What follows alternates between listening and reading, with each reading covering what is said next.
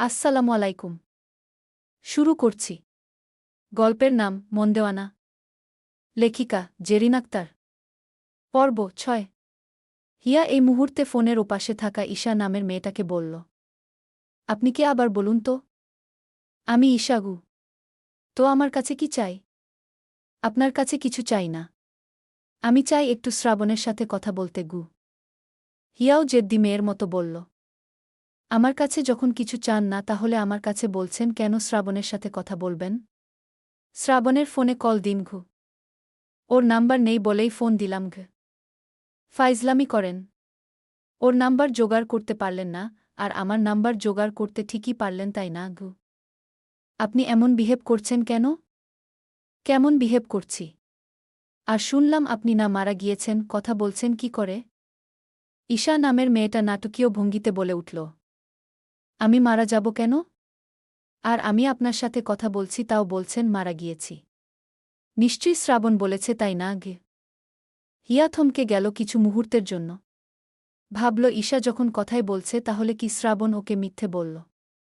মেয়েটি বলল, আর বলবেন না, শ্রাবণ ও একটু মজা করে। খুব ভালোবাসে তো। তাই? হিয়া থমথমে মুখে বলল, তাহলে আমি কে? উনার সাথে আমার বিয়ে হয়েছে গিয়ে। মেয়েটা হেসে বলল, বিয়ে হয়েছে বলে কি ভালোবাসে? না, ও আমাকেই ভালোবাসে। দেখলেন না ও আমার জন্য মিরাজকে মারল। এরপরেও বিশ্বাস করতে ভুল হয় আপনার? কথাটার গভীরতা এতটাই ছিল যে হিয়ার আগে কষ্টে কান্নায় ফোনটা দেয়ালে ছুঁড়ে মারল। এরপরে বিছানার চাদর খামচে ধরে কাঁদতে লাগল। সন্ধ্যার আগ দিয়ে শ্রাবণ বাড়ি ফিরে এল।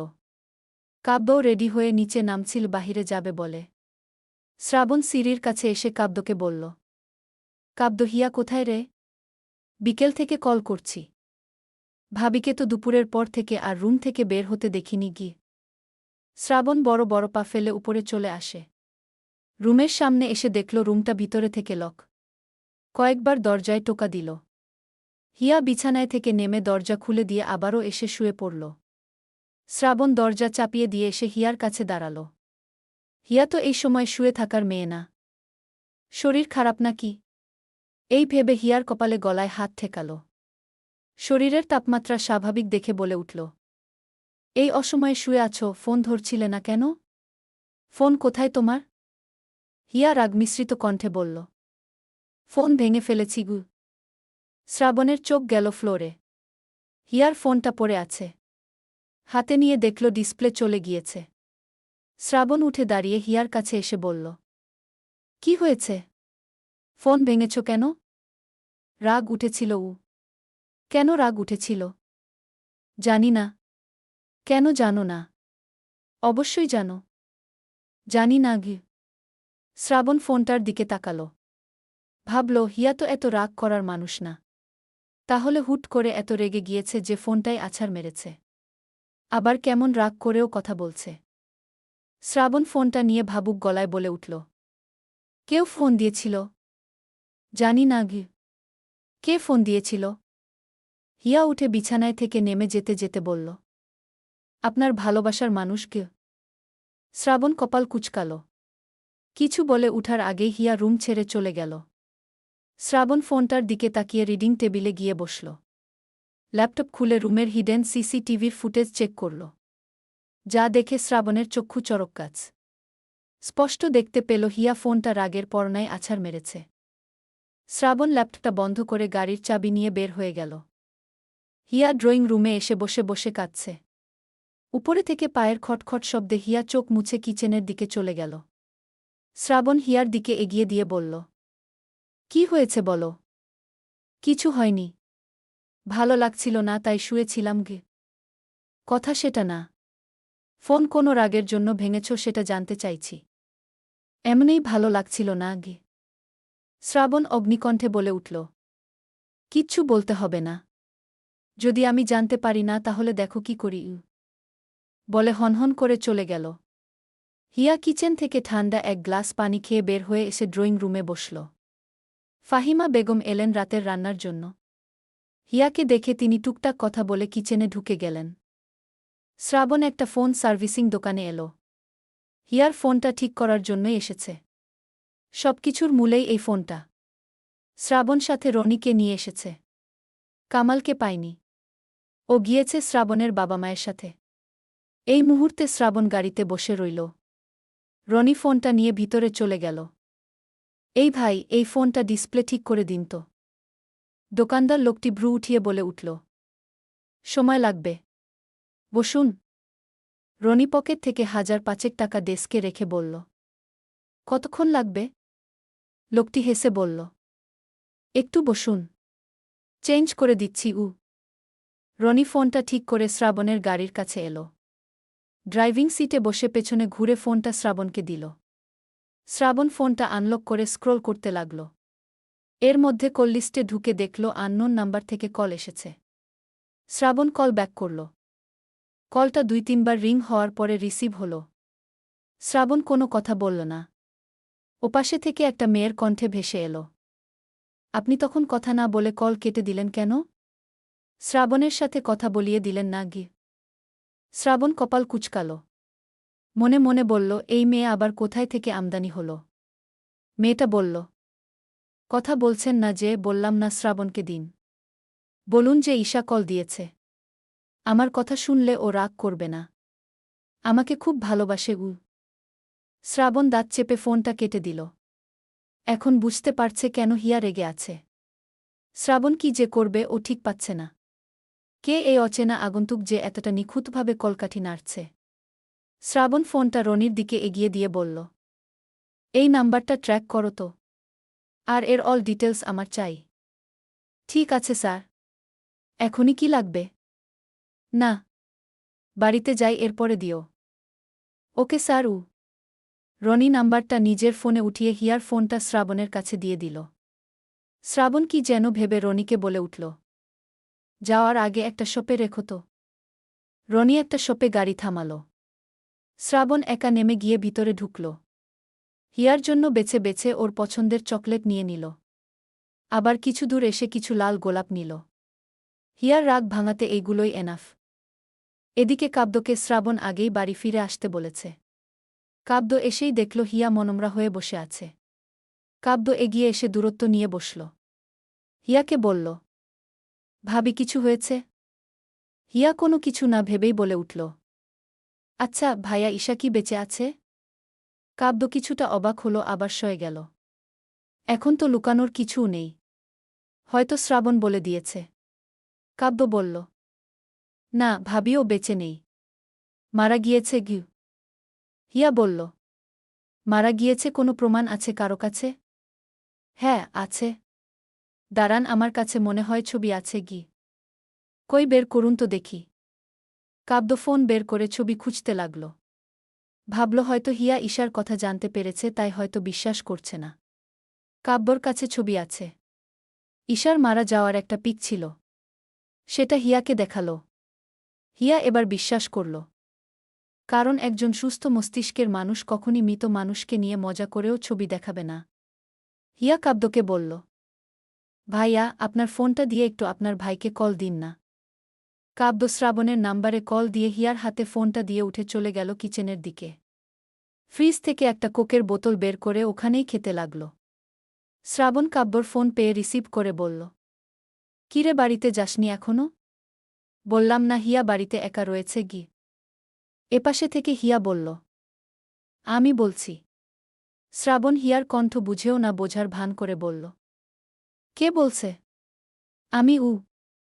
আমিটা কে? আপনার বউ। সারাদিন পরে এখন মনে পড়ল? বাড়িতে আসুন। কেন? আমাকে কি দরকার? আসতে বলেছি, আসুন। আসব না গি। হিয়া একটু আদেশ করে বলল, 10 মিনিটের মধ্যে আপনাকে বাড়িতে চাই। শ্রাবণ ভ্রু কুঁচকে বলে উঠল, না এলে? না এলে আমি বাবার বাড়িতে চলে যাব গু।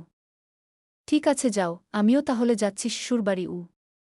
না, বাড়িতে আসুন। যাব না আমি। তুমি আমার সাথে রাগ করে কথা বললে তখন গু। আর বলব না, আসুন। না, আমি যাব না। আমিও রাগ করেছি। ফোন রাখো গু। না, শুনুন শুনুন। ফোন রাখবেন না। প্লিজ আসুন। আর রাগ করে কথা বলব না গি। এর কি গ্যারান্টি? সত্যিই আর রাগ করব না। আসুন। আর কি করলে বিশ্বাস করবেন? শ্রাবণ শয়তানি করে বলল। একটা কিস করো তো। হিয়া কিচেনে কাব্য আর ফাহিমা বেগমের দিকে তাকাল। আবার ফোনের দিকে তাকাল। মনে মনে বলল, লোকটা এক এক সময় এমন জিনিস চেয়ে বসে যাতে আমায় শায়েস্তা করা যায়। আমিও দেব না তো। ফোনের ওপাশে থেকে শ্রাবণ তাড়া দিয়ে বলে উঠল। তুমি কি দিবে নাকি আমি অন্য জায়গায় চলে যাব? হিয়া মিনমিন করে বলল। আমার সামনে কাব্য ভাইয়া আর আন্টি রয়েছে, কি করে কিস দিব? আর ফোনে আমি দিতে পারব না গি। শ্রাবণ বাঁকা হেসে বলল।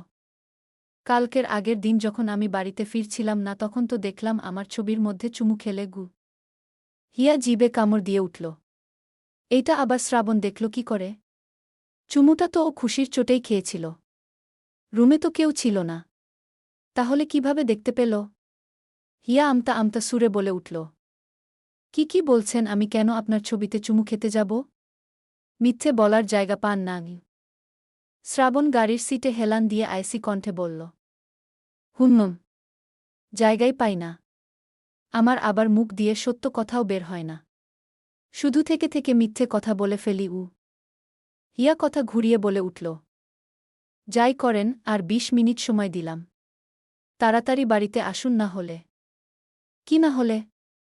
না হলে বাবা মা এলে বলবো আপনি একা পেয়ে আমাকে মেরেছেন।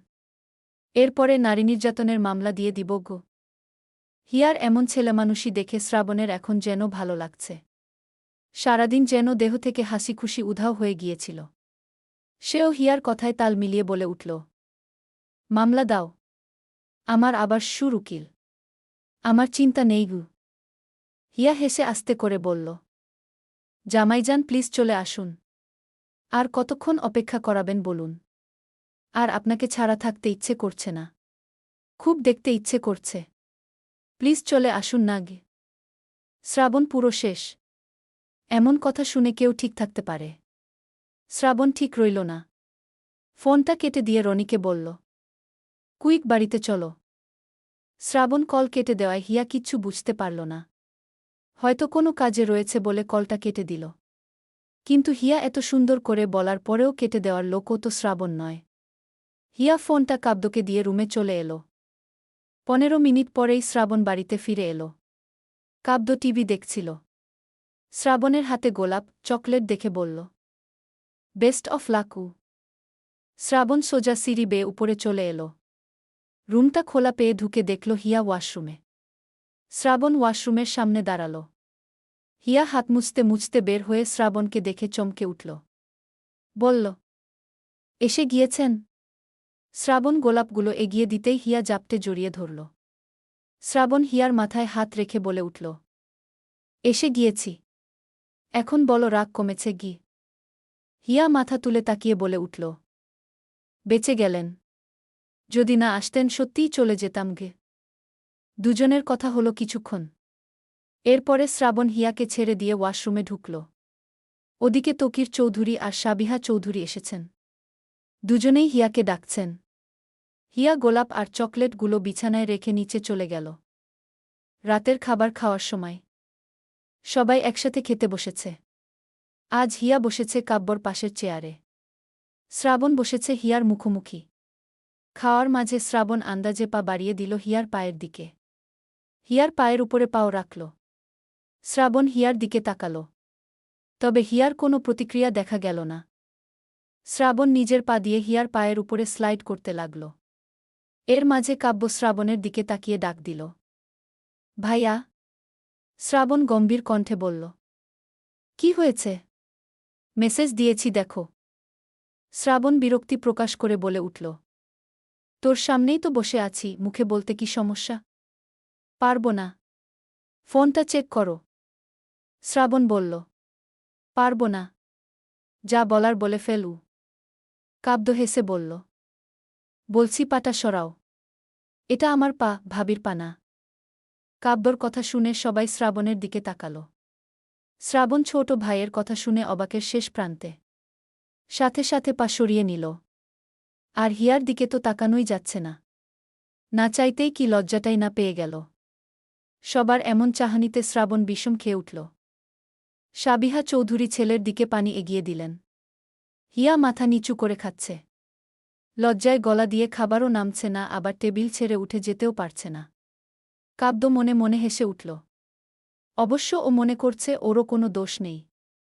ও আগেই বলেছিল যে মেসেজ দেখো। কিন্তু দুর্ভাগ্যবশত শ্রাবণী দেখেনি। ডাইনিং টেবিলে আপাতত নীরবতা। তকির চৌধুরী আর সাবিহা চৌধুরী চুপচাপ খাচ্ছেন। এখন কোনো কথা বললেই দুজনেই লজ্জায় পড়ে যাবে। শ্রাবণ খাবার খেয়ে উঠে দাঁড়িয়ে কাব্যকে বলল, কাব্য খাবার খেয়ে উপরে আয়, কথা আছে। কাব্য চুপসে গেল। মনে মনে বলল, না জানি আবার হসপিটালে পাঠিয়ে দেয়। কাব্যকু আচ্ছা বলে খেতে শুরু করল। শ্রাবণ সোজা সিঁড়ি বেয়ে উপরে চলে এল। রুমে ঢুকে ফোনটা নিয়ে বিছানায় বসল। খাবার টেবিলের কথা মনে পড়তেই নিজেই নিজের কাছে লজ্জা পেয়ে গেল। এমন সময় রনি কল দিল। হ্যালো রনি, কি খবর? নাম্বারটা থেকে কি কিছু খবর নিতে পেরেছিলে? রনি বলল, হ্যাঁ স্যার, সব খবর পেয়ে গিয়েছি। শ্রাবণ রনির সাথে কথা বলার সময় রুমে কাব্য আসে। শ্রাবণ এই মুহূর্তে কারো সামনে এই বিষয়টা নিয়ে কথা বলতে চায় না। তাই রনিকে বলল, পরে ফোন করছি। Okay sir. শ্রাবণ ফোন রেখে দিয়ে কাব্যকে বলল, এখানে বস। কাব্য ভয়ে ভয়ে বসল। শ্রাবণ মুখের কোণে হাসি ফুটিয়ে বলে উঠল, কি যেন বলছিলি?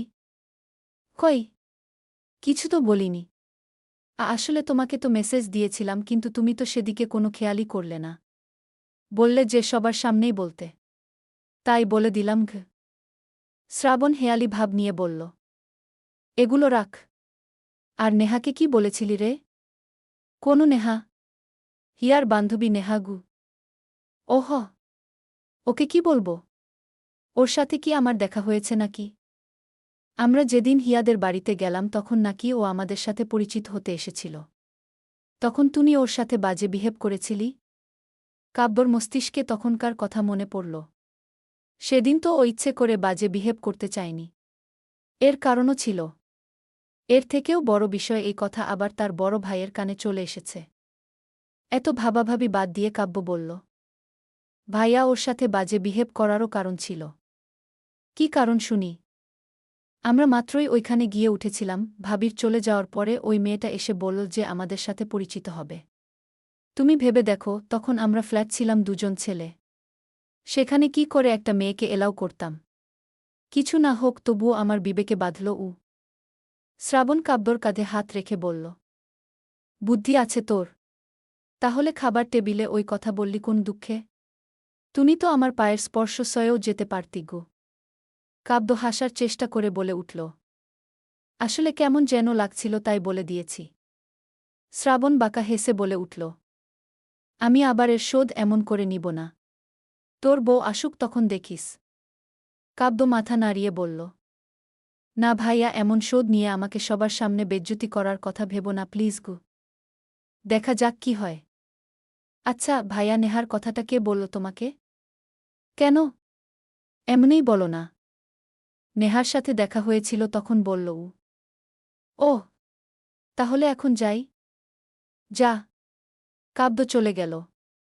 নিজের রুমে এসে বিড় করে বলল, এই মেয়ের আবার এই কথা বলতে হবে? ওর মাথায় কি বুদ্ধি নেই? কেন ওকে যেতে বলেছিলাম? শুধু একবার দেখা হোক, আচ্ছা করে বকে দিব। শয়তান মেয়ে একটা। কাব্য চলে যেতেই শ্রাবণ ফোনটা নিয়ে ব্যালকনিতে চলে গেল। রনির সাথে কথা বলে রুমে চলে এসে বিছানায় বসল। কে বা কারা মিলে এসব করেছে সব বুঝতে পারছে। তবে এই সময় শ্রাবণের কোনো প্রতিক্রিয়া না দেখানোই ভালো। ও দেখতে চায় এই পানি কতদূর গড়ায়। হিয়া রুমে আসছে না এখনো। আল্লাহ জানে এই বান্দায় আবার কোথায় গিয়েছে। শ্রাবণ বিছানায় থেকে নেমে রুম থেকে বেরিয়ে গেল। আজ যদি ও কোনো রুমে গিয়ে ঘুমায় তাহলে ওকে আজকে সত্যি সত্যি আছাড় মারবে। শ্রাবণ ড্রয়িং রুমে এসে দেখল হিয়া টিভি দেখছে। মনে মনে বলল, আজকে বেঁচে গেলে। যদি দেখতাম অন্য রুমে গিয়ে শুয়ে পড়েছিলে তখন একদম খবর করে ফেলতাম। শ্রাবণ হিয়ার পাশে এসে বসল। হিয়া শ্রাবণের হাত আঁকড়ে ধরে শ্রাবণের কাঁধে মাথা রাখল। শ্রাবণ জড়ানো গলায় বলল, বুজান, এই তোমার আক্কেল? ঘরে জামাই রেখে নিজে একা একা টিভি দেখছ। তখন তো খুব করে বললে যে আপনাকে ছাড়া থাকতে পারছি না। আপনাকে দেখতে ইচ্ছে করছে। আর এখন দেখা দিচ্ছ না কেন? হিয়া শ্রাবণের গলা জাপটে ধরে বলল। আপনিই তো এলেন, তাহলে আমার যাওয়ার কি দরকার? ছাড়ো, কেউ দেখে ফেললে আবারও তখনকার মতো লজ্জায় পড়ে যাব। এখন কেউ দেখবে না। সবাই ঘুমাতে চলে গিয়েছে গি। তাহলে তুমিও চলো। চলুন। হিয়া উঠে দাঁড়াল। কিন্তু শ্রাবণ উঠল না। শ্রাবণ হিয়ার হাত ধরে পাশে বসিয়ে বলল। আচ্ছা হিয়া, এখন বলো কেন ফোনটা ভেঙেছিলে? কি নিয়ে এমন রাগ হল? হিয়া মুখে হাসি রেখে বলল। আর বলবেন না তো, কে যেন কল দিয়ে বলল সে আপনাকে ভালোবাসে। আপনিও নাকি তাকে ভালোবাসেন, তাই রাগে ফোনটা ভেঙে ফেলেছি। যে বলেছিল কথাগুলো তা বিশ্বাস হয়নি তোমার? না গি। কেন? কেন বিশ্বাস হবে বলুন? আপনি আমায় ভালোবাসেন সেটা কেউ না জানলেও আমি তো জানি। সেই শুরু থেকে আপনাকে দেখছি। আমার এক মুহূর্তের জন্য মনে হয়নি যে আপনি আমাকে ভালোবাসেন না। তাহলে কেন অন্যের কথা বিশ্বাস করব? শ্রাবণ হাসল। যাক, তার বুঝান যে তার ভালোবাসা বুঝতে পেরেছে এই অনেক। হিয়া টিভি অফ করে শ্রাবণের সাথে উপরে চলে এল। শ্রাবণ দরজা লাগিয়ে দিয়ে ওয়াশরুমে চলে গেল। আর হিয়া দরজা লাগিয়ে এসে শুয়ে পড়ল। মিনিট 5 পরে শ্রাবণও এসে শুয়ে পড়ল। হিয়া শ্রাবণকে জড়িয়ে ধরল। শ্রাবণ প্রথমে কিছু বলল না। হিয়া যখন শ্রাবণের উপরে উঠে নিজের শরীরের সমস্ত ভার ছেড়ে দিল, তখন শ্রাবণ বলে উঠল। বুঝান মুড আসছে কিন্তু সরো। যাই আসুক আমি সরব না। আমি সবসময় আপনার সাথে সাথে থাকব। আপনি সবসময় আমায় ভালোবাসবেন। শ্রাবণ হিয়ার এই কথার মানে খুব সহজেই বুঝে নিল। হয়তো ওই মেয়ের কথায় এমন করছে। জেলাস হয়ে শ্রাবণকেও হাতছাড়া করছে না। এই মুহূর্তে শ্রাবণ আলগোছে হিয়াকে সরিয়ে দিয়ে বলল। যেদিন তোমার এই মনের সন্দেহ দূর করে নকল মানুষটাকে সামনে আনব, সেদিনই আমি তোমাকে সবকিছু উজাড় করে ভালোবাসব। এর আগে না গি। হিয়া মুখ ভেঙচি দিয়ে পাশ ফিরে শুল। শ্রাবণ হিয়াকে জড়িয়ে ধরে শুয়ে রইল। আবার হাত বাড়িয়ে ফোন খুঁজল। ফোনটা না পেয়ে হিয়াকে ছেড়ে উঠে বসল। পুরো বিছানায় ফোন নেই। তাই বিছানায় থেকে নেমে দরজা খুলে বের হল। নিচে ড্রয়িং রুমে এসে দেখল সোফায় ফোনটা রেখে গিয়েছে। শ্রাবণ ফোনটা নিয়ে আবার উপরে উঠে এল। নিজের রুমে আসার আগে কি যেন শুনতে পেয়ে কাব্যর রুমের সামনে দাঁড়াল। দরজাটা ধাক্কা দিয়ে ভিতরে ঢুকল। আর যা দেখল তার জন্য মোটেও প্রস্তুত ছিল না। কাব্যর হাতে ড্রিঙ্কসের গ্লাস, আর সাথে তার বাবার হাতেও ড্রিঙ্কসের গ্লাস। শ্রাবণ এগিয়ে গিয়ে বলল। তোমরা দুজনে কি শুরু করেছ? আর বাবা তুমি? তকির চৌধুরী শ্রাবণের হাত ধরে পাশে বসিয়ে আরও একটা গ্লাস এগিয়ে দিলেন। আর বললেন, আজ বাবা ছেলে একটু আড্ডা দেওয়া যাক। শ্রাবণ কাব্যর দিকে চোখ রাঙিয়ে তাকিয়ে বলল। এগুলো তুই এনেছিস? না, বাবা এনেছে গু। তকির চৌধুরী ছোট ছেলের দিকে তাকিয়ে রইলেন। তিনি এসে দেখছিলেন কাব্যই ড্রিঙ্কসের বোতল নিয়ে এসেছে। আর এখন কাব্য নিজের দোষ থাকতে বড় ভাইয়ের সামনে এমন মিথ্যে বলল। তকির চৌধুরী বড় ছেলের সামনে ছোট ছেলেকে বাঁচাতে নিজেই বললেন। হ্যাঁ শ্রাবণ, আমি ড্রিঙ্কস নিয়ে এসেছি। কাব্য খেতে চায়নি। আমি জোর করেছি গু। শ্রাবণ তীক্ষ্ণ দৃষ্টিতে তাকালো কাব্যর দিকে। কাব্য মাথা ডানবাম নাড়াল। শ্রাবণ হাতে থাকা গ্লাসটার ড্রিঙ্কস ধকনক করে খেয়ে নিল।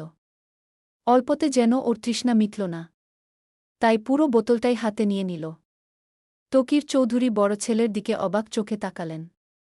এদিকে হিয়া উঠে বসে আছে। শ্রাবণ সেই যে বিছানায় কি যেন খুঁজে রুম থেকে বেরিয়ে গেল আর আসেনি। 1 ঘণ্টা হয়ে এল। এর একটু পরে শ্রাবণ রুমের দরজা ঠাস করে খুলে ভিতরে এল। হিয়া সেদিকে তাকাল। আপনি কোথায় ছিলেন এতক্ষণ? শ্রাবণ দরজা লাগিয়ে দিয়ে বিছানায় এসে উবু হয়ে শুয়ে পড়ল। হিয়া শ্রাবণের পিঠে হাত রেখে বলে উঠল। এই যে কি হলো, কিছু বললেন না? কোথায় ছিলেন আমাকে একা রেখে? শ্রাবণ হিয়াকে জোরপূর্বক শুইয়ে নিজে তার উপরে উঠে গলায় মুখ গুজে শুয়ে পড়ল। হিয়া টের পেল শ্রাবণের থেকে অন্যরকম কিছু একটার স্মেল আসছে। বুঝতেও পারল শ্রাবণ কিছু খেয়ে এসেছে। হিয়ার তখন মনে পড়ল কাব্যর কথা। কাব্যকে সেদিন জিজ্ঞাসা করেছিল শ্রাবণ সিগারেট খায় নাকি। কাব্য না করেছিল। আর বলেছিল তার বড় ভাই এই সস্তা জিনিস খায় না, দামি জিনিস খায়। হিয়া এখন বুঝতে পারছে শ্রাবণ কোনো দামি জিনিস খায়। সকালবেলা শ্রাবণের ঘুম ভাঙতেই ফোনটা হাতে নিয়ে দেখল কয়টা বাজে। সকাল তখন ৮টা বাজে। শ্রাবণ চোখ মুখে হাত দিয়ে উঠে বসল। তড়াক করে চোখ গেল হিয়ার দিকে। আয়নার সামনে দাঁড়িয়ে ভেজা চুলগুলো মুছছে। শ্রাবণ কপাল কুঁচকে বিছানায় থেকে নামল। হিয়ার পেছনে এসে দাঁড়াল।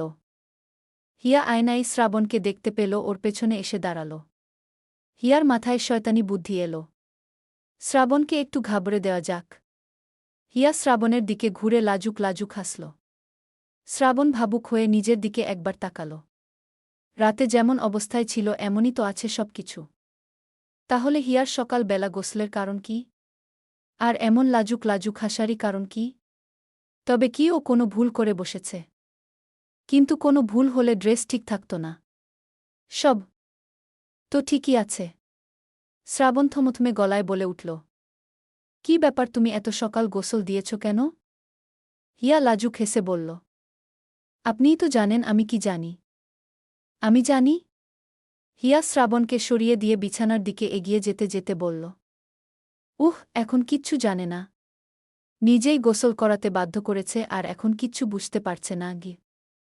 শ্রাবণ এগিয়ে এসে হিয়াকে নিজের দিকে ঘুরিয়ে বলল, কি করেছি বলো না? খুব বেশি কিছু করে ফেলেছি নাকি? আপনি জানেন না কি করেছেন? জানলে কি আর তোমায় বলি? শ্রুন, লজ্জা লাগছে বলতে গু। শ্রাবণ চিন্তিত গলায় বলে উঠল, রাতে কি তোমার কাছাকাছি গিয়েছিলাম? না মানে বাসর করে ফেলেছি কি? হিয়া অবাক না হয়ে পারল না। বাসর করলেই বা কি? এমন করার কি আছে? যদি বাসর করেই ফেলেন তাহলে এত চিন্তা করছেন কেন? চিন্তা কি শুধু শুধু করছি? কারণও আছে গি। কি কারণ? শ্রাবণ বিছানায় বসে বলল, প্রথম বাসর সজ্ঞানে করার ইচ্ছে ছিল। এমন নেশার ঘোরে করার ইচ্ছে ছিল না গে। হিয়া বলল, ইচ্ছে দিয়ে কোনো কাজ হবে না। বাসর করেই ফেলেছেন গু। শ্রাবণ অবাক কণ্ঠে বলল, আর ইউ সিরিয়াস? হুম, খুব সিরিয়াস গু। কিন্তু আমার তো মনে হচ্ছে না গি। হিয়া খিলখিল করে হেসে উঠল। শ্রাবণ ঘাবড়ে গিয়েও ঘাবড়ে গেল না, কারণ নিজের প্রতি অনেক কনফিডেন্স আছে। হিয়া তখন কাছে এসে বলল, কিচ্ছু করেননি, আমি মজা করেছি। আগে বলবে তো। ভয় পেয়ে গিয়েছিলাম। আর এত সকালে গোসল দিয়েছ কেন? হিয়া সোজা বলে দিল, আপনি রাতে কি খেয়ে এসেছিলেন? কি বাজে স্মেল, ভোরের আগ দিয়ে বমি পর্যন্ত করেছি। তাই মাথাটা ঠান্ডা করতে একবারে শাওয়ার নিয়ে বের হয়েছি গু। গ। শ্রাবণ উঠে ওয়াশরুমে চলে গেল। সেও শাওয়ার নিয়ে বের হয়। হিয়া চুলগুলো হালকা শুকিয়ে বেঁধে রুম থেকে বের হয়। শ্রাবণ জামাকাপড় পরে রুম থেকে বের হয়। শ্রাবণ সিঁড়ির কাছে এসে দেখল হিয়া সিঁড়ির কাছেই দাঁড়িয়ে আছে। হিয়ার কাছে এসে বলল, কি হলো, নিচে নামনি? না, নামব, চলুন। চলো। দুজনে নিচে নেমে এসে সকালের খাবার খেতে টেবিলে বসল। তকির চৌধুরীও এলেন। কাব্য এখনও আসেনি। সাবিহা চৌধুরী ফাহিমা বেগমকে বললেন কাব্যকে ডেকে আনতে। তিনি যাবেন এই সময়ে। শ্রাবণ বলে উঠল, আন্টি, থাক, ওকে ডাকতে হবে না। অনেক রাত জেগেছে, ঘুমায়নি। ঘুমাক। ঠিক আছে গি। সাবিহা চৌধুরীও শ্রাবণের উপর আর কোনো কথা বললেন না। শ্রাবণ খেতে শুরু করল। তকির চৌধুরী শ্রাবণকে বললেন, শ্রাবণ, পরশু থেকে অফিস খোলা। চাইলে তুমি হিয়াকে নিয়ে ওর বাসা দিয়ে ঘুরে আসতে পারো গো। শ্রাবণ হিয়ার দিকে তাকিয়ে বলল, যাবে? হিয়া একবার তকির চৌধুরী আর সাবিহা চৌধুরীর দিকে তাকাল। আবার শ্রাবণের দিকে তাকিয়ে বলে উঠল, আপনার ইচ্ছা। শ্রাবণ গম্ভীর কণ্ঠে বলে উঠল, বিকেলে যাব। ঠিক আছে গি। শ্রাবণ খাওয়া শেষ করে উপরে চলে যায়। হিয়া খাবার খেয়ে উপরে আসতে চেয়েও আসে না। অতঃপর বাগানে চলে গেল। বাগানে এসে আশেপাশের ফুলগাছগুলো দেখছিল। ও নিজেও তো ছাদে ফুলগাছ রোপণ করেছে। ও না থাকায় হয়তো এগুলো এখন ওর আম্মুই দেখাশোনা করছে। আরেকদিকে হিয়ার খুশিই লাগছে বিকেলে শ্রাবণ ওকে নিয়ে বাড়িতে যাবে। হিয়া আর শ্রাবণ দুজনে কাউকে না জানিয়েই হামিদ শিকদারের বাসায় এল। হিয়াই মূলত জানায়নি তার বাবা মায়ের রিয়াকশন দেখতে। হিয়া দারোয়ান আঙ্কেলের সাথে কথা বলে উপরে আসে। হিয়া ওদের ফ্ল্যাটের কলিং বেল বাজাল। আর শ্রাবণকে বলল, দেখেছেন আমার জন্য আগে উপরতলায় ভাড়া থাকতে এসেছিলেন, আর এখন জামাই হয়ে আমাদের ঘরে যাবেন গু। শ্রাবণ হেসে বলল, হুম, সব তো আপনার জন্যই গু। হামিদা বেগম দরজা খুলে হিয়া আর শ্রাবণকে দেখে খুশি হয়ে বললেন, তোমরা এই সময়ে? এসো এসো, ভিতরে এসো। দুজনে ভিতরে ঢুকল। হামিদা বেগম মেয়ে আর মেয়ের জামাইয়ের আগমনে কি দিয়ে কি আপ্যায়ন করবেন সেটা নিয়ে মরিয়া হয়ে উঠলেন। সাথে হিয়াও কাজে হাত লাগাল। এর মাঝে হিয়া তার আম্মুর ফোন দিয়ে নেহাকে কল দিয়ে আসতে বলল। মিনিট 20 পরে নেহা চলে এল। ড্রয়িং রুমের সামনেই শ্রাবণকে দেখে নেহা টুকটাক কথা বলল। কথার মাঝে নেহার চোখ জোড়া কাব্যকে খুঁজছে। মাহিমা বেগম ড্রয়িং রুমে আসতেই নেহা জিজ্ঞাসা করল, আন্টি তোমার মেয়ে কোথায়? রুমে আছে। যা কথা বলে আয়। তুই এসেছিস বলে দেখ কত খুশি হয় গি। নেহা চলে গেল। হিয়ার কাছে এসে রসিকতা সুরে বলে উঠল, কিরে শুধু কি জামাইকেই নিয়ে এসেছিস? তোর দেবর আসেনি? হিয়ার সাথে সাথে তাল মিলিয়ে বলল, তোর হঠাৎ আমার দেবরকে মনে পড়ল কেন রে? প্রেমটেম করবি নাকি? নেহা হিয়ার কাঁধে হালকা চাপড় মেরে বলে উঠল, ছি কি বলিস? তোর দেবর হয় উই? হুম। এখন বল কেমন আছিস? ভালো তুনি? হিয়া হেসে বলল, জামাই নিয়ে ভালো না থেকে পারি বল? ওহ আচ্ছা, তোর ফোন আনিসনি? না রে, ফোনটা ডিসপ্লে চলে গিয়েছে গু। নেহার মুখটা নিমিষেই ছোট হয়ে গেল। ফোনটা চেয়েছিল কাব্যর নাম্বারটা নিতে, কিন্তু হিয়া ফোনটাই নিয়ে আসেনি। সন্ধ্যার পরে হিয়া তার মায়ের সাথে কিচেনে ছিল। হঠাৎ শ্রাবণ হাই তুলে হিয়াকে ডাকতে শুরু করল, হিয়া হিয়া, একবার রুমে এসো তো। হিয়া ঝড়ের গতিতে রুমে এলো। এসে দেখল শ্রাবণ রেডি হচ্ছে। হিয়া জিজ্ঞাসু দৃষ্টিতে তাকিয়ে বলে উঠল, কোথাও যাচ্ছেন? হুম, রেডি হও।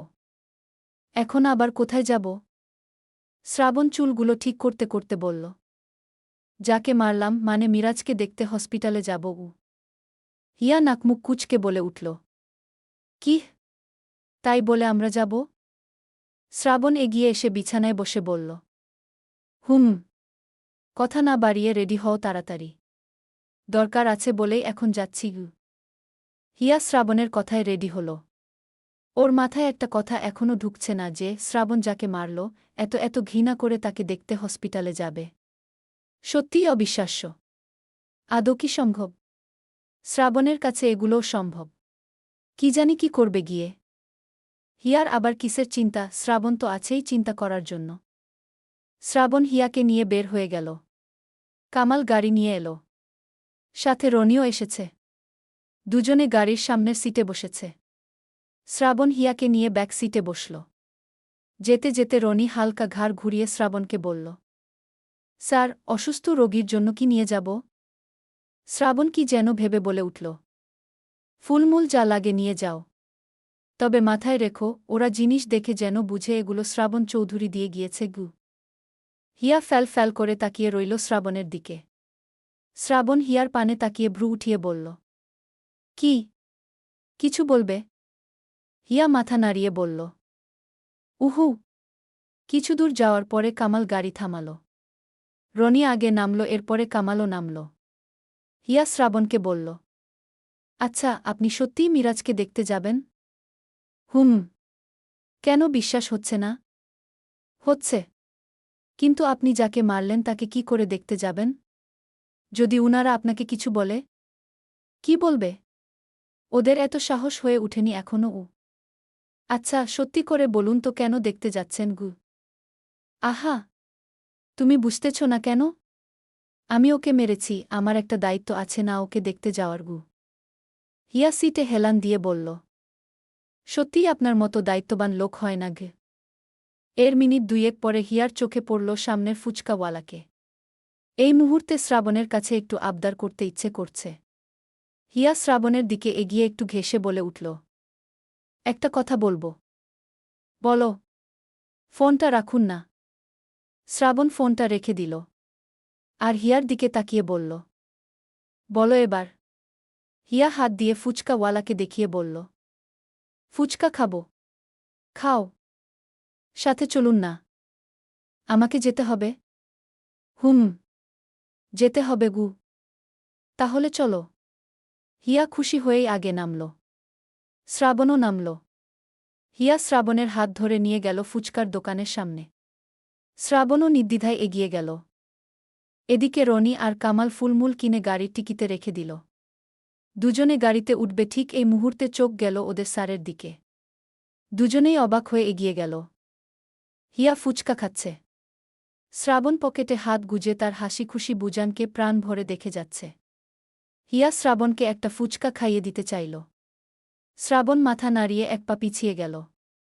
হিয়া খানিকটা জোর দিয়ে বলল, আরে খান তো। ভালো জিনিস। আপনার ওই দামি দামি জিনিসের থেকে ভালো গো।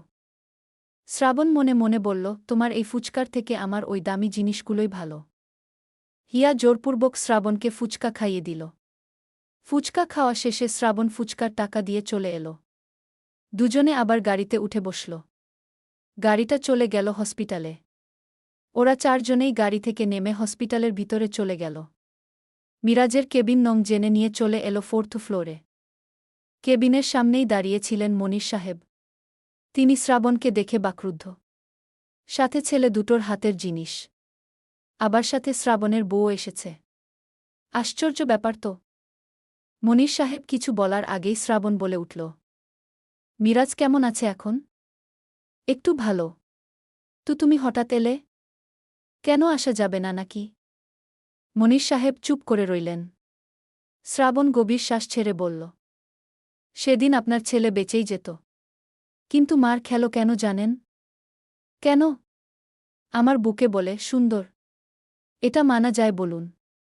আমার বুকে আমি সুন্দর বলবো আর কারও তো সুন্দর বলার রাইট আমি দেইনি গিয়ে। মনির সাহেব বললেন, তাই বলে এইভাবে মারবে? শ্রাবণ বাঁকা হেসে বলল, আপনার বুকে যদি আমার বাবা সুন্দর বলে আপনার মাথা ঠিক থাকবে বলুন? আর এগুলো না হয় বাদ দিলাম, আপনার ছেলে যে আমাকে মেরেছিল সেটা কি ভুলে গেলেন? মনির সাহেব কিছুটা অনুতপ্ত হলেন। তিনি বসলেন সিটে। শ্রাবণ সবাইকে নিয়ে কেবিনের ভিতরে ঢুকল। দেখল মিরাজ উবু হয়ে শুয়ে কারো সাথে কথা বলছে। মিরাজ হালকা ঘাড় ঘুরিয়ে শ্রাবণকে দেখে ফোনটা রেখে দিল। শ্রাবণ বলল, কি রে, কেমন আছিস এখন? ভালো তুনি? ভালো।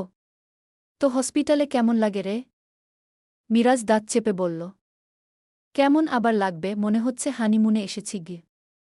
শ্রাবণ তাচ্ছিল্য ভরা হাসি দিয়ে বলল, যাক, তাও তোকে একটু বোঝাতে পেরেছি। আচ্ছা, তোর বউ আসেনি রে? মিরাজ গম্ভীর কণ্ঠে বলল, টিকিট পাইনি গ। ওহ, তাহলে কেমন হলো? মানে? আমার বউ আসেনি বলে কি কেমন হলো? শ্রাবণ বাঁকা হেসে বলল, আমার বুকে তুমি সুন্দরী বলেছিলি। ভাবলাম তোর বুকেও সুন্দরী বলে শোধ দিব গু। কথাটা শেষ হতেই হিয়া শ্রাবণের পিঠে চিমটি কাটল। বেজায় রাগ উঠে গিয়েছে। তবে মিরাজ এই কথা শুনে কিছু বলল না। শুধু ছোট্ট করে বলল, বস। শ্রাবণ বলল, না রে, আজ বসব না। তোকে একটু দেখতে এসেছিলাম গ। রনি আর কামাল একে একে ফুলমুল আরও কিছু জিনিস রাখল সোফায়। মিরাজ সেগুলো দেখে বলে উঠল, এগুলো আনার কি দরকার ছিল? তোরা তো দেখি দোকান ধরেই নিয়ে এসেছিস গু। উত্তরে শ্রাবণ বলল, আরে এগুলো তেমন কিছুই না। আজ আসি, ভালো থাকিস। আর কিছু দরকার হলে বলিস গু। হুম ঘ। সবাই চলে গেল কেবিন থেকে। শুধু শ্রাবণ দাঁড়িয়ে রইল। শ্রাবণ মিরাজের দিকে এগিয়ে এসে একটু ঝুঁকে দাঁত চেপে বলে উঠল, হসপিটালে আসিস, ভালোভাবেই থাক। এইবার অ্যালার্ট করে গেলাম। পরে আর অ্যালার্ট করতে আসব না। ডিরেক্ট তুলে নিয়ে যাব। আর তুমি ভালো করে জানিস, এই শ্রাবণ চৌধুরী যা বলে তা করেও দেখায়। সো বি কেয়ারফুল উ। এই বলে শ্রাবণ বেরিয়ে গেল। এরপরে চারজনে হসপিটালে থেকে বেরিয়ে চলে এলো বাহিরে। হিয়া ধূপধাপ শব্দ করে গাড়িতে উঠল। তাও আবার ড্রাইভিং সিটের পাশের সিটে। রনি আর কামাল শ্রাবণের দিকে তাকাল। শ্রাবণ হিয়ার কাছে এসে বলল, ব্যাক সিটে এসো। হিয়া মুখ ঘুরিয়ে বলল, পারব না। যেখানে বসেছি সিন ক্রিয়েট করো না তো। পেছনে এসো। হিয়া জানালার কাচ উঠিয়ে নিতে নিতে বলল, পারব না ঘি। শ্রাবণ সোজা হয়ে দাঁড়িয়ে কোমরে হাত রেখে কামাল আর রনির দিকে তাকিয়ে বলল, তোমাদের ভাবি কি নিয়ে রেগে গিয়েছে বুঝতে পারছি না। তোমরা কেউ আজ করতে পেরেছ কি?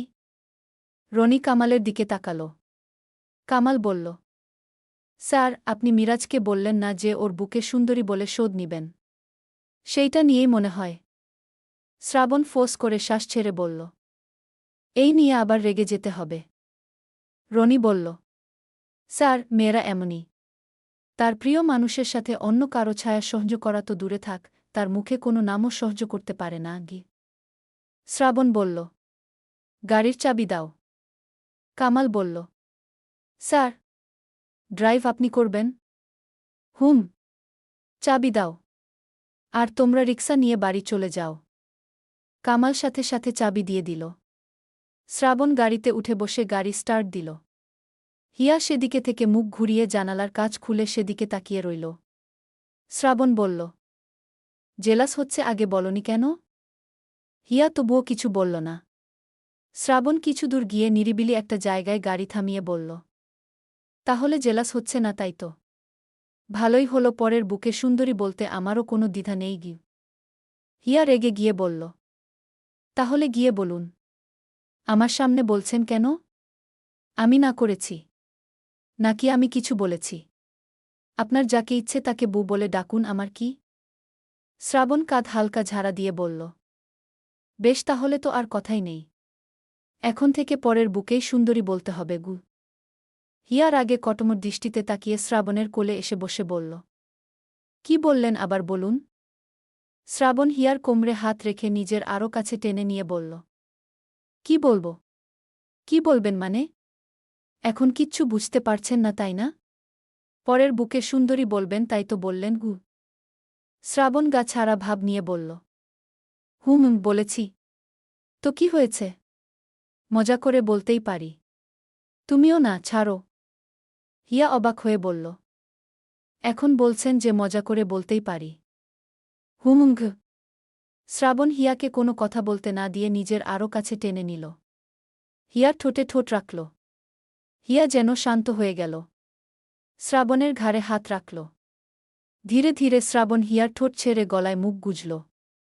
শ্রাবণ হিয়াকে নিয়ে রাত ৮টা নাগাদ বাসায় ফিরল। মাহিমা বেগম দুজনের জন্য খাবার বাড়তে শুরু করলেন। হামিদ শিকদারও বসে আছেন ওদের জন্য।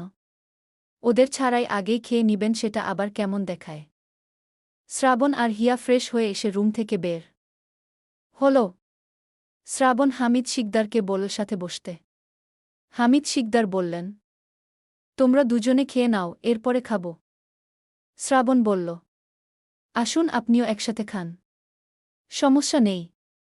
না না, তোমরা খাও, আমার একটু কাজ আছে গি। হামিদ শিকদার চলে গেলেন ভিতরে। মাহিমা বেগম শ্রাবণকে খেতে বললেন। শ্রাবণের জন্য আলাদা করে ঝাল কম দিয়ে তরকারি রান্না করেছেন। তিনি বিয়ের দিনই বুঝতে পেরেছেন শ্রাবণ ঝাল খেতে পারে না। শ্রাবণের সুবিধাতার্থে আলাদা করেই রান্না করেছেন। শ্রাবণ হিয়া রাতের খাবার খেয়ে রুমে এল। শ্রাবণ বিছানায় শুয়ে শুয়ে হিয়ার রুমটা দেখতে লাগল। আর বলল, দরজাটা লাগিয়ে দিয়ে এসো। হিয়া কপাল কুঁচকে বলল, কেন? বাসর করব। কি? হুম। যাও, সুন্দর করে দরজাটা লাগিয়ে দিয়ে এসো। হিয়া শ্রাবণের কাঁধে হালকা ধাক্কা দিয়ে বলল, এখনই দরজা লাগালে বাবা আর আম্মু কি মনে করবে? চাপিয়ে দিয়ে এসো। শুয়ে আছি দেখা যাচ্ছে গু। হিয়া দরজা হালকা চাপিয়ে দিয়ে এসে বসল। এই সময় শ্রাবণের ফোন বেজে উঠল। সাবিহা চৌধুরী কল দিয়েছেন। কি অবস্থা শ্রাবণ? কি করছ? শুয়ে আছি। তুমি কি করছ? বসে আছি। হিয়া কোথায়? এখানেই।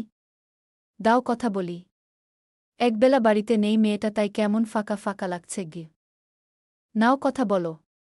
হিয়া ফোনটা নিয়ে বলল, হ্যালো মা, কি করছেন? এই বসে আছি। তোমাদের ছাড়া খালি খালি লাগছে গি। হিয়া মস্করা করে বলল, মা, আপনার ছোট ছেলেকেও বিয়ে করিয়ে ফেলেন। যখন আমি এসে পড়ব তখন ওই বুকে নিয়ে থাকবেন গ। তিনি একথা শুনতেই হেসে বললেন, হুম, মেয়ে দেখতে থাকো। হুম ঘ। সাবিহা চৌধুরী আরও কিছু টুকটাক কথা শেষ করে বললেন, তাহলে সাবধানে থেকো। রাখছি। ঠিক আছে মা। ভালো থাকবেন উ। আর তুমিও উ। কলটা কেটে দিয়ে হিয়া ফোনটা দিয়ে দিল। শ্রাবণ বলল, তোমার ফোন তো ভেঙেই গিয়েছে। ফোন লাগবে না? না গি। কেন? এমনিই লাগবে না গে। কেন লাগবে না? আমাকে ফোন দিবে না? না গি। ঠিক আছে। ভালোই হলো, টাকাগুলো বেঁচে গেল গু। পরদিন শ্রাবণ ঘুম থেকে উঠতে না উঠতেই দেখল তার বুজান আর কফি হাজির। বিছানায় থেকে নেমে ফ্রেশ হয়ে এসে কফি খেতে খেতে ব্যালকনিতে চলে গেল। আজ একটু মেঘলা মেঘলা পরিবেশ। একটু পরপর ঝিরিঝিরি বৃষ্টিও পড়ছে। শ্রাবণ সেটা উপভোগ করতে করতে কফি খেল। ওদিকে সকালের খাবার খাওয়ার জন্য মাহিমা বেগম দুজনকে ডাকলেন। হিয়া রুম থেকে বেরিয়ে যেতে যেতে বলল, চলে আসুন। শ্রাবণ ব্যালকনির দরজা লাগিয়ে দিয়ে কফির মগটা বিছানার সাইড টেবিলে রেখে রুম থেকে বেরিয়ে গেল। ডাইনিং টেবিলে এসে বসল। মাহিমা বেগম শ্রাবণের সব পছন্দের খাবার রান্না করেছেন। তিনি কিচেনে ঢোকার পরে শ্রাবণ হিয়াকে আস্তে করে বলল, তোমার মায়ের মতো সব একা হাতে হ্যান্ডেল করতে পারবে না? হিয়া মাথা একটু কাত করে বলল, হুমুম পারব গ। মাহিমা বেগম এসে বললেন, কিরে, খাচ্ছিস না কেন? আর শ্রাবণ, খাওয়া শুরু করো। শ্রাবণ বলল, আঙ্কেল আসবে না? শ্রাবণ যতবারই হামিদ শিকদারকে ডেকেছে ততবারই আঙ্কেল বলে ডাকছে। সুরকে বাবা বলে ডাকতে ওর একটু অসুবিধাই হচ্ছে। এই মুহূর্তে শ্রাবণের প্রশ্নে মাহিমা বেগম বললেন, সে কি আর বাড়িতে থাকে? দেখো কোথায় গিয়ে কথা বলছে মামলা নিয়ে গি। ওহ, উনাকে কল দিন। একসাথেই খাওয়া যাবে গু। আরে খাও তো, তোমার শ্বশুরের আসতে অনেক দেরি হবে। সে একবার বের হলে দুপুরের আগে বাড়িতে আসে না গি। বেলা 11টার দিকে একটু জোরেই বৃষ্টি নেমেছে। হিয়া আর শ্রাবণ শুয়ে আছে। হিয়া জানালা দিয়ে বৃষ্টি দেখে আর থাকতে পারল না। শ্রাবণের থেকে আলগোছে সরে এসে রুম থেকে বের হয়ে গেল। এরপরে তার মায়ের থেকে ছাদের চাবি নিয়ে সোজা চলে গেল ছাদে। একা একাই বৃষ্টিতে ভিজতে লাগল। ওদিকে শ্রাবণ কি শুয়ে থাকার মানুষ। সেও রুম থেকে বেরিয়ে গেল। ড্রয়িং রুমে এসে মাহিমা বেগমের থেকে জানতে পারল হিয়া ছাদে গিয়েছে বৃষ্টিতে ভিজতে। শ্রাবণও চলে এলো। আসার সময় 3তলার ফ্ল্যাটে তালা দেখে মুচকি হাসল। ও যেদিন এখানে এসেছিল এই ফ্ল্যাটেই উঠেছিল। এখানেই কিছুদিন থেকেছিল এই হিয়াকে পটাতে। আর শেষে বউ বনিয়েই ছাড়ল। শ্রাবণ ছাদে এসে হিয়াকে দেখল সে ভিজছে একা একা। শ্রাবণ ছাদের দরজা লাগিয়ে দিয়ে চলে গেল হিয়ার কাছে। হিয়াকে পেছন থেকে জড়িয়ে ধরায় হিয়া খানিকটা ছিটকে উঠে। আবার সাথে সাথে সয়েও যায়। হিয়া শ্রাবণের দিকে ঘুরে বলল, আপনি এখানে এসেছেন কেন? শ্রাবণ হিয়ার কোমরে হাত রেখে বলল, বউ একা একা ভিজছে সেটা শুনে আর নিজেকে কন্ট্রোল করতে পারলাম না। দেখতে এলাম গু। কিন্তু আপনার তো বৃষ্টিতে ভিজার অভ্যাস নেই গু। শ্রাবণ হেসে বলল, আমার একমাত্র বউয়ের জন্য না হয় এটাও অভ্যাস করে নিলাম। আর বৃষ্টিতে ভিজে আজ একসাথে না হয় শাওয়ারটাও নিয়ে নিব গু।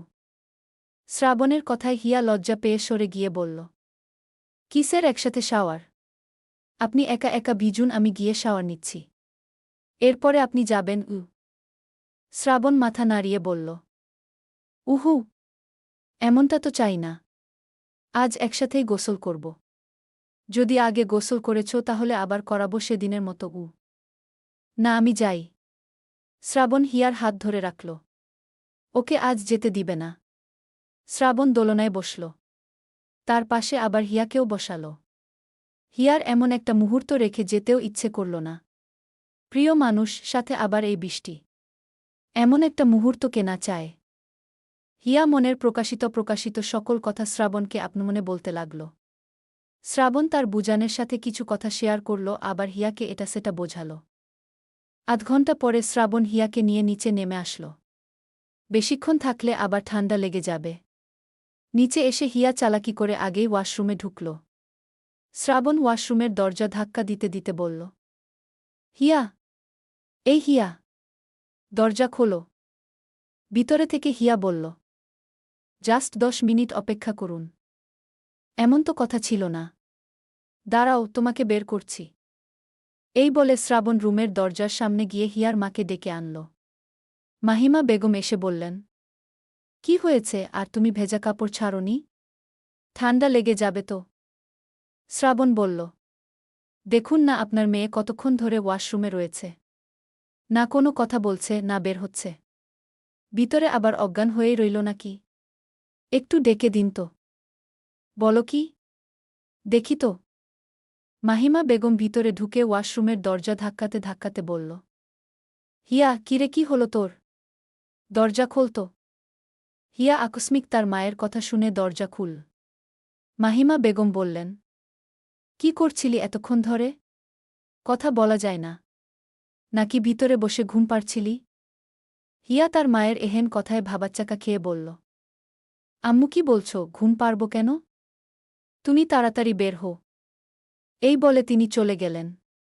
শ্রাবণ তার পেছন পেছন এসে রুমের দরজা লাগিয়ে দিয়ে এসে হিয়ার সামনে দাঁড়াল। হিয়া বলল, আম্মু এমন কথা বল কেন? আপনি কিছু জানেন? শ্রাবণ উত্তরে বলল, ভিতরে চলো বলছি। হিয়া ফ্যাল ফ্যাল করে তাকিয়ে রইল। শ্রাবণ ওয়াশরুমের দরজা লাগিয়ে দিয়ে হিয়ার দিকে এগিয়ে এল। মুখে বাঁকা হাসি টেনে বলে উঠল, আজ একটা বড়সড় সারপ্রাইজ আছে তোমার জন্য। আজ নকল ঈশাকে তোমার সাথে পরিচয় করিয়ে দিব। আর এরপরে কি হবে মনে আছে তো? সন্ধ্যার দিকে শ্রাবণ হিয়াকে নিয়ে বের হল বাড়ির উদ্দেশ্যে। কালকে থেকে আবার অফিসে কাজ শুরু। মাহিমা বেগম শ্রাবণকে বললেন হিয়াকে 2 দিনের জন্য রেখে যেতে। কিন্তু শ্রাবণী ছাড়ল না। বল কিছুদিন পরে হিয়াকে রেখে যাবে। কামাল এলো গাড়ি নিয়ে। দুজনে উঠে পড়ল। আধ ঘণ্টার মতো সময় লাগল ওদের আসতে। চৌধুরী বাড়িতে ঢুকতেই সাবিহা চৌধুরী দৌড়ে এসে জড়িয়ে ধরলেন হিয়াকে। হিয়া এসেছে থেকে মেয়ের মতোই আদরে রাখছেন। তারও মেয়ে নেই, তাই এই হিয়াই যেন তার মেয়ে। দুজনে কথা বলতে বলতে ভিতরে ঢুকল। শ্রাবণ ফোন স্ক্রোল করতে করতে উপরে উঠে তার বাবার রুমের দিকে গেল। অফিস সংক্রান্ত কিছু কথা আছে। রাত তখন 8টা। রিমন কল দিয়েছিল শ্রাবণকে। প্রাইভেটও খুলে দিয়েছে কিছুদিন হল। হিয়ার অনুপস্থিতিতে রিমন কল দিল। হিয়ার বিয়ে হয়ে গিয়েছে। এখন ওর পড়াশোনার সমস্ত দিকটা শ্রাবণের হাতে। শ্রাবণকে কল দেওয়ায় ভালো হবে। হয়তো ব্যস্ততার কারণে হিয়া আসতে পারছে না। তবে রিমনেরও তো টিচার হিসেবে একটা দায়িত্ব থেকেই যায়। সেই হিসেবেই কলটা দেওয়া। কিরে বন্ধু, কেমন আছিস? এই তো ভালো রিমন। তুই কেমন আছিস? ভালো। কি করছিস? কিছু না। তুমি কি করছিস? আমিও কিছুই করছি না। তোর সাথে কথা আছে শ্রাবণ। বল। বলছি, হিয়া কি আর প্রাইভেটে পড়বে না? পড়বে তো। আজকে বইগুলো নিয়ে এলো আসার সময়। ওহ গ। কালকে থেকে যাবে গি। ওহ আচ্ছা। এইটা শোনার জন্যই। সামনে তো পরীক্ষা গু। হুম। হিয়াকে কালকে থেকে পাঠিয়ে দিব। চিন্তা করিস না গে। শ্রাবণ রিমনের সাথে কথা বলে চলে গেল কাব্যর রুমে। কাব্য রিডিং টেবিলে বসে কিছু ডকুমেন্ট ঠিক করছিল। শ্রাবণ ওর পাশে দাঁড়িয়ে বলল, কাজ করছিস? তেমন কিছু না। কিছু বলবে? হুম। কালকে থেকে তোর ভাবিকে প্রাইভেটে নিয়ে যেতে হবে। আমি তো অফিসে থাকব। তাই তুইই নিয়ে যাবি, আবার নিয়েও আসবি গু। ঠিক আছে। কয়টায় যাবে? সকাল 10টায়। আচ্ছা গি। শ্রাবণ বেরিয়ে এলো কাব্যর রুমে থেকে।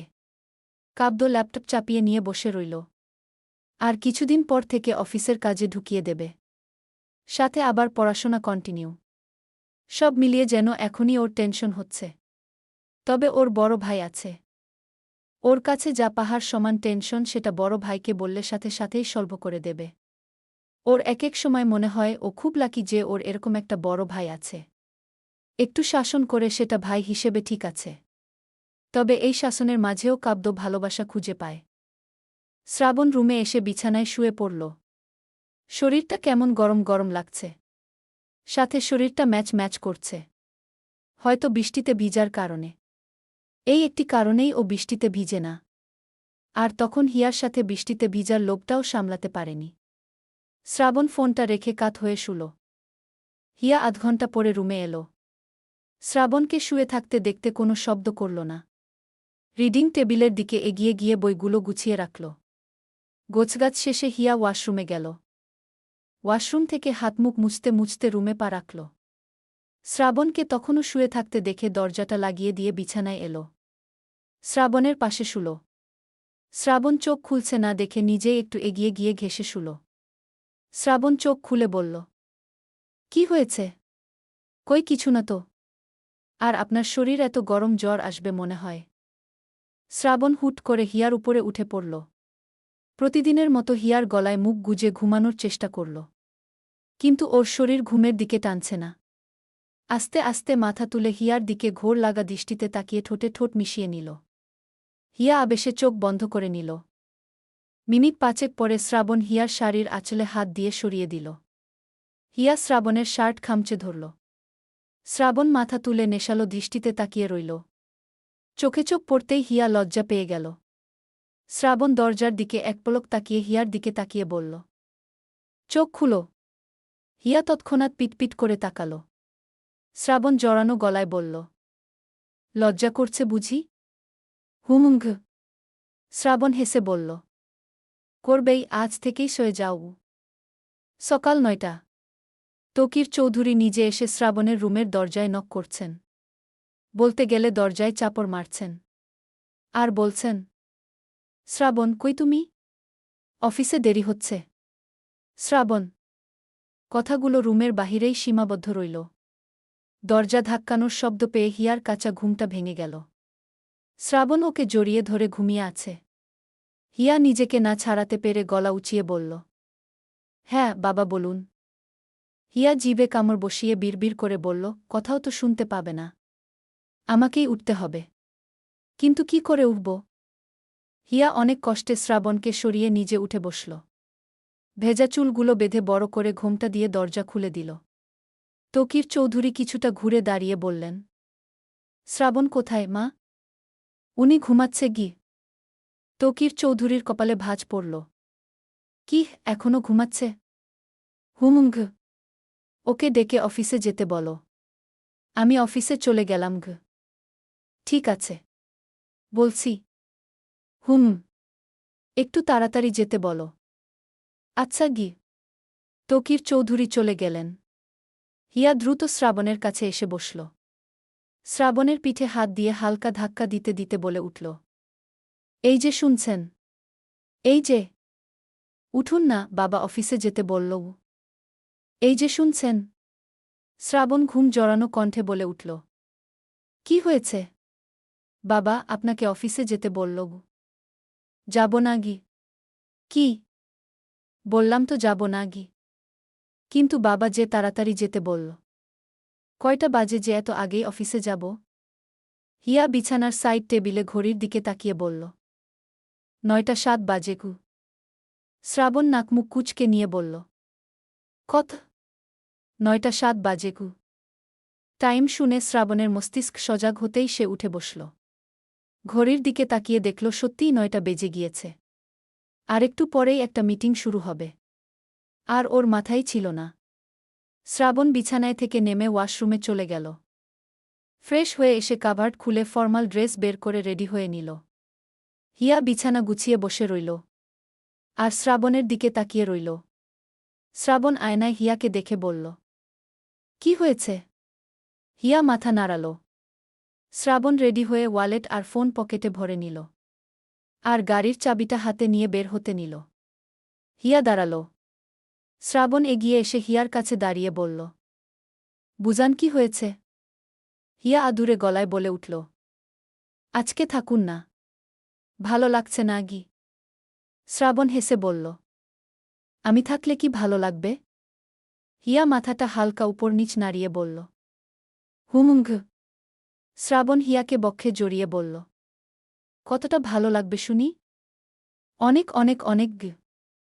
আজকের মতো থাকো বুজান। আর প্রাইভেটে যেতে হবে তোমাকে গি। যাব না। ভালো লাগছে না গি। ঠিক আছে। বাড়িতেই থাকো তাহলে গি। এখনই চলে যাবেন? হুমুঙ্ঘ। শ্রাবণ হিয়াকে ছেড়ে কপালে চুমু খেয়ে বলল। তাড়াতাড়ি আসার চেষ্টা করব গ। ঠিক আছে। যদি না আসেন তাহলে কিন্তু রাগ করব গ। শ্রাবণ হেসে বলল। আমার কোনো টেনশনই নেই। কারণ রাগ ভাঙাতে জানি আপনার হুমুম হয়েছে। এখন যান। তাড়াতাড়ি যেতে বলেছে গু। শ্রাবণ অবাক হওয়ার ভঙ্গিমায় বলে উঠল। বাব্বাহ, একটু আগে নিজেই বলল আজকের দিন থাকতে আর এখন বলছে তাড়াতাড়ি যেতে। কি আর করার, যেতে হবে। থাকো তাহলে। কিছু লাগলে কল দিও। ঠিক আছে গি। শ্রাবণ চলে গেল। হিয়া ওর পেছন পেছন নিচে এলো। ড্রয়িং রুমে এসে দেখল সাবিহা চৌধুরী বসে আছেন। তিনি শ্রাবণের জন্যই অপেক্ষা করছিলেন। শ্রাবণ তার সামনে গিয়ে বলে উঠল। আম্মু চলো। কিছু খাবে না? না আম্মু। অনেক লেট হয়ে গিয়েছে, হাতে সময় নেই, চলো। অফিসে কিছু খেয়ে নিব গু। ঠিক আছে চলো। সাবিহা চৌধুরী উঠে হিয়ার কাছে এসে বললেন। হিয়া, আজকে অফিসে যেতে হবে মা। বাড়িতে ফাহিমা আপা আছে, কাব্য আছে, ওদের সাথে কথা বলো। আর সময় মতো খেয়ে নিবে গু। হিয়া মাথা নাড়িয়ে বলল। ঠিক আছে। সাবধানে থাকবেন গু। আচ্ছা গি। শ্রাবণ বেরিয়ে গেল। পেছন পেছন সাবিহা চৌধুরীও চলে গেলেন। হিয়া সোফায় বসে পড়ল। টিভিটা অন করে একটা মুভি প্লে করল। কাব্য নিচে এসে হিয়াকে বলল। ভাবি প্রাইভেটে যাবে না? আজকে যাব না। ভালো লাগছে না। কালকে থেকে যাব ওহ আচ্ছা। খেয়েছ? না খাবো। কখন খাবে? 10টা বেজে আসলো প্রায়। এখনই খেতে বসো, না হলে কিন্তু ভাইয়াকে বলে দিব গো। হিয়া টিভিটা অন করেই উঠে চলে গেল ডাইনিং টেবিলের দিকে। কাব্য সোফায় বসল। ওদিকে হিয়া অল্প কিছু খেয়ে উঠে পুনরায় সোফায় এসে বসল। কামাল তৌকির চৌধুরীকে অফিসে নামিয়ে দিতে গিয়েছে। বাড়িতে আর ড্রাইভার রাখা হয়নি। তাই শ্রাবণী গাড়ি ড্রাইভ করতে উঠে বসল। সাবিহা চৌধুরী ছেলের পাশের সিটে বসলেন। শ্রাবণ দ্রুত ড্রাইভ করে অফিসের উদ্দেশ্যে রওনা হল। কিছুদূর যাওয়ার পরে সাবিহা চৌধুরী খেয়াল করলেন শ্রাবণ কিছু একটা নিয়ে কমফোর্টেবল নয়। বিশেষ করে সিটে হেলানি দিতে পারছে না। সাবিহা চৌধুরী আরও 5 মিনিট এইরকম দেখে বললেন। শ্রাবণ, কিছু হয়েছে? মানে আর ইউ ওকে? হুম। ওকে। শ্রাবণ মনে মনে বলল, ওকে না ছাই। উফ, পিঠের মাংস মনে হয় ছিলে গিয়েছে। বজ্জাত মেয়েটা নখ দিয়ে ভালোই অত্যাচার করেছে। আজকে বাড়িতে ফিরেই এই মেয়ের নখ কেটে দিব। আরও কিছুক্ষণ সাবিহা চৌধুরী শ্রাবণের এই অবস্থা দেখে বললেন। শ্রাবণ, সিরিয়াসলি তুমি ঠিক আছো? হুম। ঠিক আছি। এদিকে কাব্য আর হিয়া বসে টিভি দেখছে। হঠাৎ কাব্যর ফোন বেজে উঠল। নামটা দেখে আবার বন্ধ করে রাখল। আবারও ফোনটা বেজে উঠল। হিয়া আর চোখে তাকিয়ে দেখল নামটা। কিন্তু স্পষ্টভাবে দেখতে পেল না। কাব্য হাসার চেষ্টা করে উঠে চলে গেল বাইরের দিকে। ফোনটা রিসিভ করে তপ্ত গলায় বলল। এতবার কল করার কি দরকার? আপনি না বললেন আজকে আসবেন প্রাইভেটে গিয়ে? বলেছিলাম। কিন্তু যাব না গিয়ে। কেন? ইচ্ছে হচ্ছে না তাই এমন করে কথা বলছেন কেন? ভালো করে বলতে পারেন না? না, আমার মুখ দিয়ে ভালো করে কোনো কথা বের হয় না গে। কালকে আসবেন?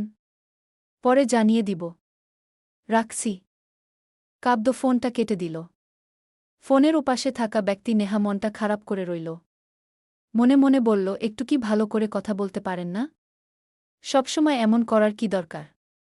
কাব্য ফোনটা কেটে দিয়ে ড্রয়িং রুমে এলো। পুনরায় আগের জায়গায় বসে পড়ল। হিয়া মস্করা করে বলল। কি ব্যাপার, প্রেমটেম করো নাকি? গার্লফ্রেন্ড কল দিয়েছিল নাকি? কাব্য হালকা হেসে বলল। না ভাবি, ওরকম কিছু নয়। তাহলে কি রকম? ভাবি, এমনেই। তেমন কেউ নেই গে। ওহ, তবে কোনো সাহায্য লাগে জানিও। ঠিক আছে ভাবি। কাব্য রুমে এসে পড়ল। নেহার বিষয়টা নিয়ে ভাবতে থাকল। নেহা সম্পর্কে ওর ভাবির বান্ধবী। ও যদিও এখন নেহার সাথে রিলেশনে যায় তাহলে সবাই কি বলবে? শুধু শুধু একটা ঝামেলার জন্ম হবে। এর থেকে কাব্য ঠিক করল ও এই নিয়ে এগোবে না। নেহাকে না করে দিবে। হিয়া টিভি ছেড়ে রুমে এলো। বিছানায় বসতেই সামনে চোখ গেল। দেখল সোফায় একটা বক্স রাখা। হিয়া বিছানায় থেকে উঠে এগিয়ে গেল সেদিকে। বড় কৌতূহল জাগছে কি আছে এতে দেখতে। গল্পটা ভালো লেগে থাকলে অবশ্যই কমেন্ট করে যাবেন।